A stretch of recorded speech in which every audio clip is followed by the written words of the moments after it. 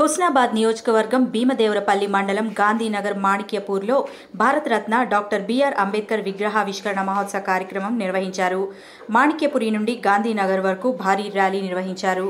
మాణిక్యపురి అంబేద్కర్ సంఘం జై భీమ్ సభ్యులతో కలిసి డప్పు కొట్టిన మంత్రి పొన్నం ప్రభాకర్.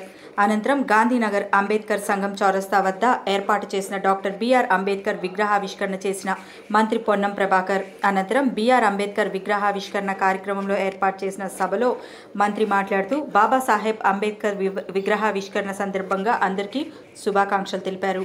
బాబాసాహెబ్ అంబేద్కర్ రాజ్యాంగం రచించడం వల్ల ఆంధ్రప్రదేశ్ నుంచి తెలంగాణ ఏర్పడేటప్పుడు వాళ్ళంతా వ్యతిరేకించిన ఆర్టికల్ 3 ద్వారా తెలంగాణ ఏర్పడింది. రాజ్యాంగానికి ఉన్న గొప్ప లక్షణం, రాజ్యాంగం రక్షించుకుంటేనే మన పిల్లల భవిష్యత్ నిర్మాణాత్మకంగా చేసుకోవచ్చు.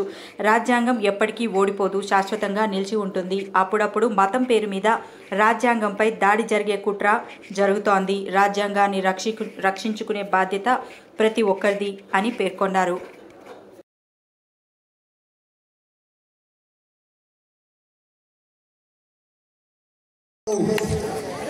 రవాణా శాఖ మంత్రి పెద్దలు పొన్నం ప్రభాకర్ గారి చేతుల మీదుగా ఆవిష్కరణ జరుగుతుంది. అందరూ కరతాళ గనులతోని విగ్రహ ఆవిష్కరణను అందరూ స్వాగతించాలి.